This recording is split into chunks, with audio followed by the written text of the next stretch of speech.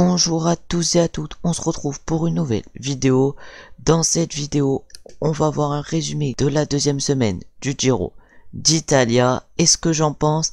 Mais avant, je vais vous donner quelques nouveautés qu'il va y avoir sur la chaîne. La première nouveauté sera tournée autour de plusieurs vidéos.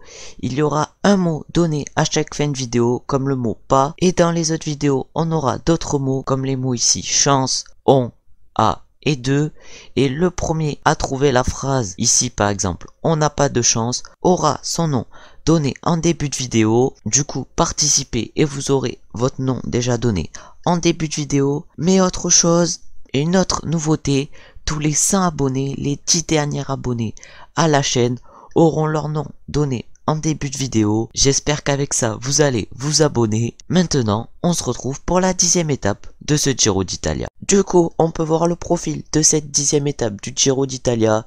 Une étape plutôt vallonnée qui va de Pescara à Jesi, avec la côte de Monzano dans le final, qui pourrait empêcher des sprinteurs de faire le sprint. On peut voir ici les pourcentages de la côte de Massano. La côte de Massano qui est une côte de 1 km 700 à 6,1% de pente moyenne. Ça monte pas mal. On se retrouve maintenant pour voir ce qui va se passer sur cette 10e étape du Giro d'Italia. Du coup, on est maintenant sur le résumé de cette 10e étape du Giro d'Italia. On peut voir Ewan qui a lâché. Là, c'était Cavendish qui a lâché. Là, on peut voir que les Ineos accélèrent et que c'est Démar qui lâche. Van der Poel qui fait l'effort dans la descente pour lâcher les autres. Et là, c'est un sprint entre Girmay et Van der Poel. Qui va remporter ce sprint? C'est Van der Poel qui est derrière, et c'est Girmay qui s'impose. Magnifique victoire pour Binyam Girmay, première victoire pour un Érythréen dans un grand tour. Et voilà, la sensation Binyam Girmay qui réalise une grosse saison. Et du coup, maintenant on peut voir le top 10 de cette 10e étape, avec la victoire de Binyam Girmay devant Mathieu Van der Poel et Albanese. Derrière on a la belle 4e place de Kelderman, la belle 5e place de Carapaz. On a également Koen Bouwman, le vainqueur de la 7e étape, je crois bien, qui est fini 6e. Et on a Romain Bardet également, qui est bien placé avec sa 7e place. On peut voir que les favoris sont bien placés dans cette 10e étape du Giro.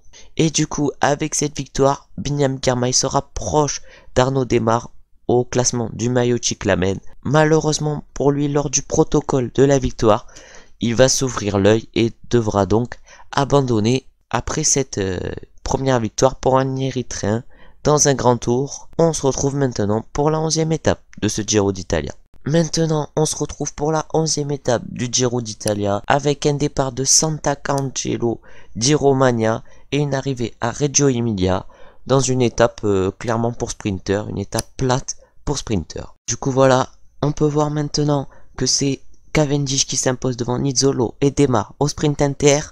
Au sprint sur cette course, c'est Démar qui lance en premier, Gaviria qui le déborde sur la droite de la route, et c'est finalement Dainese, comme on le voit ici à droite, qui déborde et qui remporte cette étape. Le coéquipier de Romain Bardet qui s'impose, comme on peut le voir ici, où il est bien remonté dans le final. Là, il expose sa joie, et c'est Juan Pedro Lopez qui garde le maillot rose.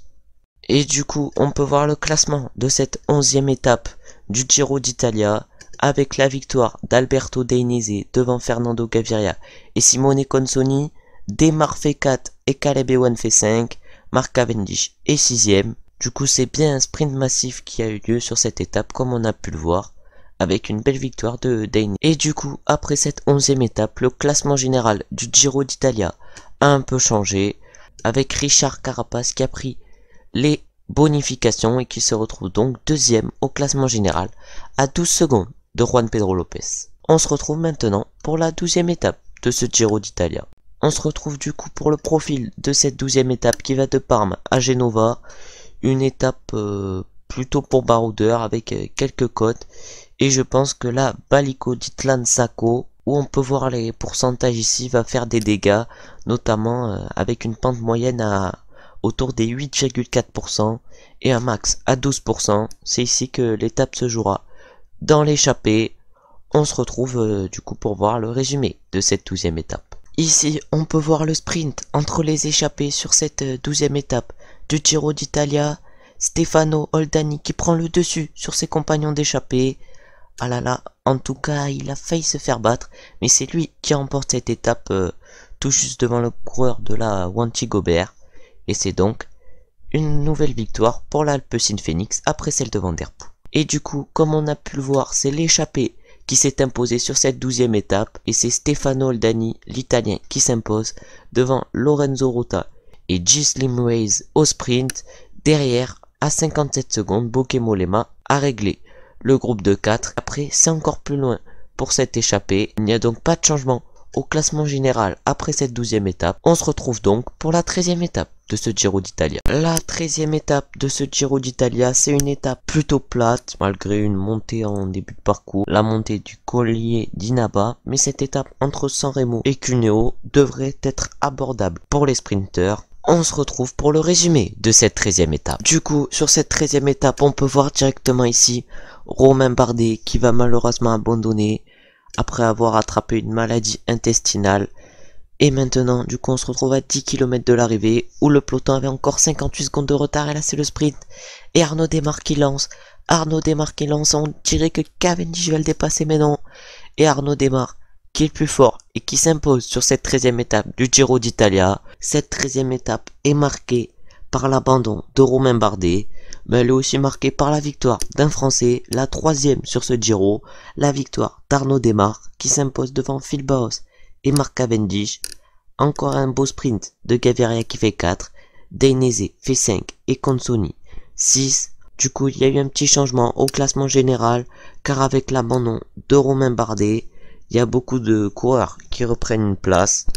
On va se retrouver maintenant pour la 14e étape de ce Giro d'Italia. Du coup, on se retrouve pour la 14e étape de ce Giro d'Italia, une étape entre Santena et Torino. Une étape, clairement, je pense que c'était l'une des étapes reines de ce Giro d'Italia, avec beaucoup de montées et de descentes. On va voir que ça a été une étape pour les favoris et pour le classement général. On se retrouve pour le résumé de cette 14e étape. Du coup, on se retrouve maintenant sur la 14e étape où Valverde lâche à 68 km. Après, c'est Guillaume Martin, le deuxième à lâcher. Voilà, Valverde qui a 3 minutes 14 de retard. Carapaz qui attaque à 30 km, où il est plus que dans un groupe de 4. Et c'est Juan Pedro Lopez qui craque le maillot rose à 28 km de l'arrivée. À 13 km, il n'y a plus qu'un groupe de 4 avec Nibali, Yates, Hindley et Carapaz. Et c'est Simon Yates, justement, qui attaque à 4 km de l'arrivée. Et voilà, ici on peut voir que c'est lui qui va s'imposer sur cette 14e étape. Lui qui avait fait une défaillance malheureusement pour lui au blockhouse. Il s'impose parmi les favoris. Derrière, on a pu voir que c'est Hindley qui a fait 2, Carapaz 3 et Nibali 4. Du coup, on peut dire que Simon Yates s'est relevé sur ce Giro, où il va donc chercher sa deuxième étape. Le maillot rose lui finit à 4,26. Et ici, on peut voir le nouveau maillot rose de ce Giro d'Italia, Richard Carapaz. Du coup, on peut voir le top 10 de cette 14e étape avec la victoire de Simon Yates, qui revient bien après sa défaillance au blockhouse et qui montre qu'il est en forme sur ce Giro d'Italia. Jay Hindley, lui qui finit deuxième à 15 secondes, comme Richard Carapaz qui lui finit troisième.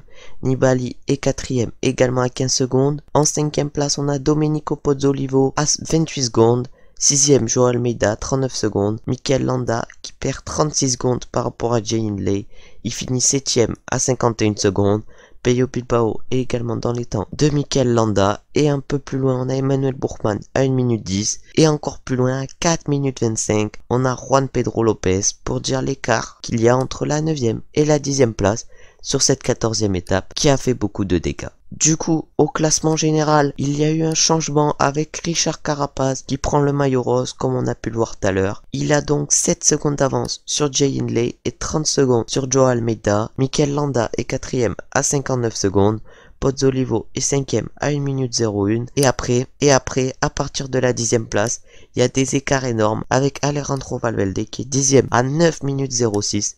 De Richard Carapaz. On peut dire qu'à partir de la 9ème place, les chances de podium sont minimes sur ce Giro d'Italia. Et du coup, on peut voir aussi le temps de perdu par des favoris de ce Giro d'Italia. Mikel Landa, comme on a pu le voir, a perdu 36 secondes. Emmanuel Buchmann lui a perdu 55 secondes. Là, je fais par rapport à Richard Carapaz. Après, Valverde a perdu 7 minutes 48 et donc au revoir au podium de ce Giro d'Italia. Et Guillaume Martin, lui, qui dit également au revoir au podium de ce Giro d'Italia, car il a fini à 9 minutes 22 de Jay Hindley et de Richard Carapaz. On se retrouve maintenant pour la dernière étape de cette deuxième semaine, la 15e étape de ce Giro d'Italia, qui risque de tenir toutes ses promesses. On peut voir donc le profil de cette 15e étape qui ira de Rivarolo Canabese à Cogne, la montée de Cogne, qui est une montée de 22 km 400 à 4,3% de pente moyenne. Avant, il y aura quand même le Pilat des Fleurs et Vérogne, ces deux montées qui pourraient permettre à des coureurs d'anticiper pour reprendre du temps avant la montée de Cogne. La montée de Cogne qui semble être une montée irrégulière. On va voir ce qui va se passer. On se retrouve maintenant pour le résumé de cette 15e étape, mais je pense que ça va être une explication trop favori. Du coup, maintenant c'est au tour du résumé de cette 15e étape avec plusieurs favoris qui ont chuté dès le début. À 48 km, on voit l'attaque de Ciccone. Martin qui part, lui à 42 km, il attaque depuis le groupe des favoris et c'est Giulio Ciccone qui remporte magnifiquement cette victoire. Sur cette 15e étape, il s'impose en solitaire. Derrière, on peut voir que Guillaume Martin arrive seul à 6 minutes 6. Il reprend donc du temps aux favoris qui arrivent eux à 7 minutes 48. On voit ici Giulio Ciccone, le vainqueur de l'étape. On se retrouve maintenant pour les classements. On se retrouve du coup après le résumé de cette 15e étape du Giro d'Italia. Cette 15e étape qui a été remportée par Giulio Ciccone devant Buitrago et Pedrero. À noter la belle 4e place de Hugh Carty. Guillaume Martin qui est parti dans le final et qui a donc réalisé une 10e position et a repris plus de 1 minute 45 au groupe des favoris. Du coup, on peut voir que Guillaume Martin refait son apparition dans le top 10 du classement général, où il est 10e à 8 minutes 02. Sinon, aucun changement au niveau du classement général, à part que Carapaz a repris 2 secondes à tous les autres leaders. Donc, pour finir cette vidéo, on va parler de cette deuxième semaine et je vais parler de mes déceptions, de mon favori, de la surprise qu'il y a eu lors de cette deuxième semaine et de la personne qui a confirmé sa première semaine. Avant que je vous donne le premier mot de la phrase, on va d'abord parler de la déception de cette deuxième semaine du Giro. La déception évidemment pour Romain Bardet qui malheureusement a dû abandonner après avoir attrapé une maladie. C'est ça ma déception de cette deuxième semaine parce qu'il était en très bonne posture pour aller chercher un podium et même peut-être une victoire sur ce Giro. Après, mon favori, j'ai mis Richard Carapaz parce qu'on l'attendait là, il est bien présent, il est au rendez-vous. Une 14e étape où il a été très costaud, où il a taclé plusieurs fois. Simon Yates, il était loin en général, il l'a laissé partir. Voilà, Carapaz est fort et présent. Après, au niveau de ma confirmation, j'ai mis Arnaud Démare avec sa victoire sur un sprint et donc sa 3e victoire sur ce Giro d'Italia. Je l'ai mis en confirmation parce qu'il réalise un très gros Giro. Il n'a pas vraiment de trou d'air dans ce Giro. Il est à peu près bon à tous les sprints et il a 3 victoires d'étape et le maillot Cyclamen. L'abandon de Girmay l'aide bien dans ce maillot Cyclamen qu'il devrait normalement ramener à Vérone. Et ma surprise de cette deuxième semaine, j'ai mis Jay Hindley. On l'attendait fort mais pas à un niveau pareil. Il est 2e du général à seulement 9 secondes de Carapaz. Il arrive à tenir Carapaz. Il peut même peut-être, je pense, gagner le Giro. Le podium, il est largement envisageable pour lui. Gagner le Giro, faudra attaquer Carapaz. Mais je m'inquiète pas pour lui. En tout cas, merci d'avoir regardé la vidéo. Le premier mot de la phrase, c'est Dauphiné. On se retrouve très bientôt pour une nouvelle vidéo. N'hésitez pas à liker, commenter, vous abonner. On se retrouve très bientôt. Ciao, ciao, ciao.